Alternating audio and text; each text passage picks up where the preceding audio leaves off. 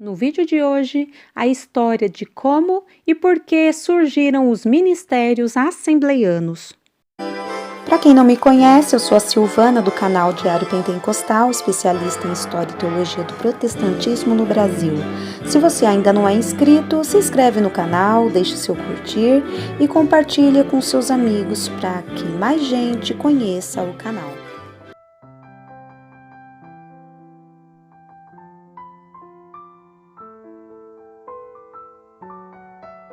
É comum perguntarmos a alguém que se intitula membro da Assembleia de Deus a que ministério ela pertence e muitas vezes nem conhecemos o porquê desta classificação. Para entendermos de uma vez por toda, organizei o vídeo da seguinte maneira: contexto histórico na época do surgimento, origem, objetivo e o primeiro ministério, além de outras cisões ocorridas tanto no Ministério Missão quanto no Ministério Madureira.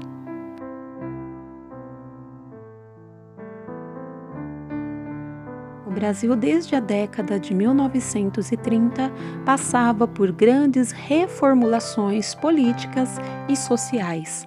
A população rural iniciou um lento processo de deslocamento para os centros urbanos e o acesso à educação e os meios de comunicação fizeram a população aumentar seu nível cultural e, de certa forma, a sua politização.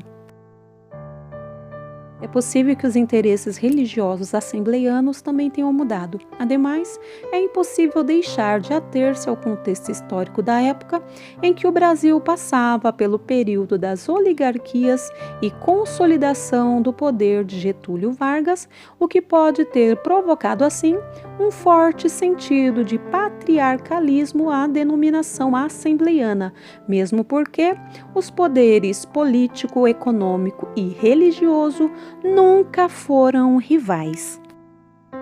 Pode-se pensar que os líderes das Assembleias de Deus, que também aderiram ao novo preceito adotado pelo governo Vargas, criaram também uma nova identidade nacional nas diversas igrejas dos centros urbanos, contempladas com estruturas mais modernas, e as do interior e as rurais de visão mais primitiva e retrógrada. Os ministérios responderiam bem a essa realidade.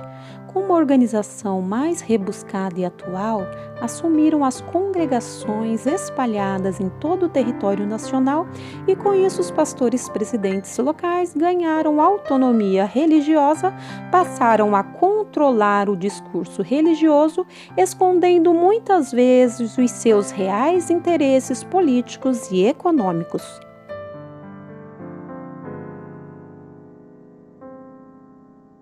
O sistema de ministérios aconteceu devido à síndrome de movimento.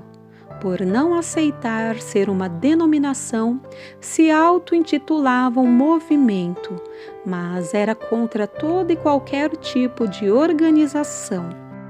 A ausência de uma liderança burocrática e o personalismo carismático dos líderes em disputa.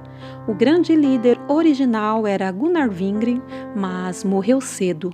Não deixou a igreja administrativamente organizada, nem um substituto que tivesse carisma. Ao crescimento das igrejas nos grandes centros. Longe da perseguição e do trabalho mais duro, estas igrejas enriqueceram mais que as outras. Fortes e importantes, não admitiam viver a reboque financeiro e administrativamente de outra. As rivalidades dos líderes. Pastor de uma igreja que cresce numericamente, constrói templo, aumenta assim o seu patrimônio e mantém numeroso grupo de discípulos obreiros ao seu redor. Por que ele haveria de se submeter a outro? Ao fato de que ministérios são grandes feudos onde cada chefe estabelece seu estilo, modelo de liderança e sua doutrina, como é o exemplo do Ministério de Madureira. Nos anos 1930 e 40 era pecado um obreiro não usar chapéu simplesmente porque Macalão impunha isso.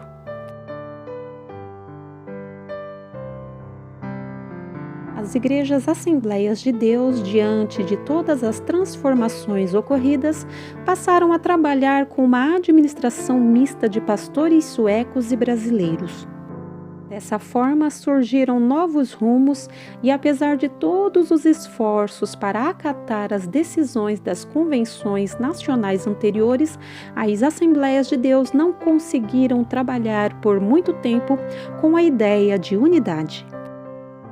A ideia era de um trabalho homogêneo entre os pastores de uma mesma região, mas à medida que os anos passavam, as igrejas ganhavam contornos cada vez mais distintos em seu meio. A constituição dos ministérios, segundo os seus idealizadores, foi criada com a ideia de unidade. O que era para funcionar como ponto de união passou a ser identificado como ponto de tensão. Os dirigentes organizadores das convenções buscavam estratégias coerentes e pacificadoras de unidade entre elas, mas, mesmo assim, não conseguiram eliminar os conflitos ao longo dos anos.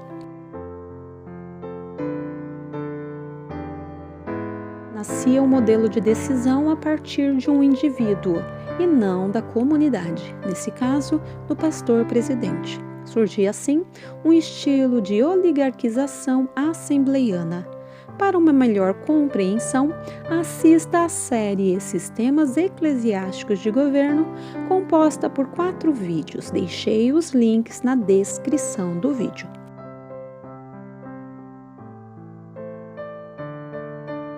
As cisões internas das Assembleias de Deus não se deram primeiramente entre o Ministério de Missão e Madureira.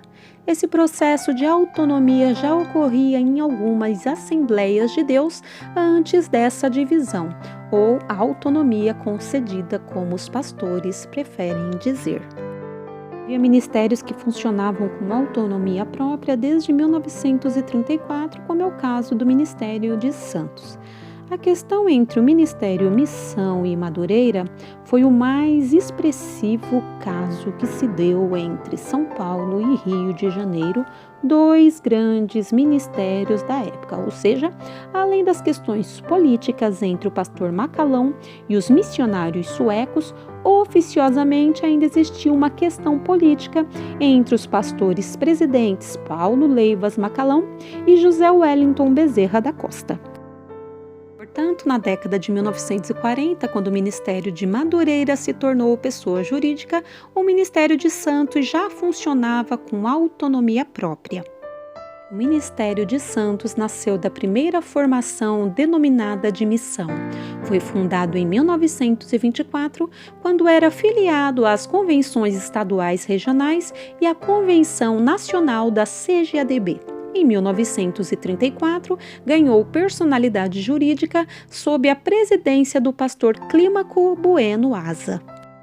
Ministério de Goiás também seguiu a mesma trajetória. Nascida da segunda formação assembleiana, denominada de Madureira, a primeira igreja foi fundada em Goiás por volta de 1931, através do pedreiro carioca Antônio Moreira, diácono da Assembleia de Deus de Madureira, Rio de Janeiro. Nessa época, o Ministério de Madureira era liderado pelo pastor Paulo Leivas Macalão e seu rol de membro ficou vinculado ao Ministério de Madureira até o final de 1960. Nessa época, o pastor Antônio Alves Carneiro, por meio de uma cisão apoiada pela maioria dos membros da igreja, optou por se desligar do Ministério de Madureira, fundando o Ministério de Anápolis, para o qual ficou todo o patrimônio da igreja. Ministério de Cordovil, no Rio de Janeiro. A nomenclatura atual é Assembleia de Deus Missão da Fé Apostólica. Esta igreja era filiada ao Ministério de São Cristóvão, no Rio de Janeiro, e recebeu autonomia administrativa e jurisdicional em 1959. Não é filiado à CGADB. Atualmente existem muitos ministérios independentes com uma rede enorme de congregações espalhadas por todo o Brasil e no exterior, que também passam por cisões internas, o que significa dizer que as cisões nascem em todos os ministérios, tanto dos associados à CONAMAD e CGADB, quanto dos independentes, não existindo, portanto, uma ordem cronológica entre os ministérios mais antigos, ou seja, as cisões ou as autonomias conquistadas internamente nas Assembleias de Deus são aleatórias.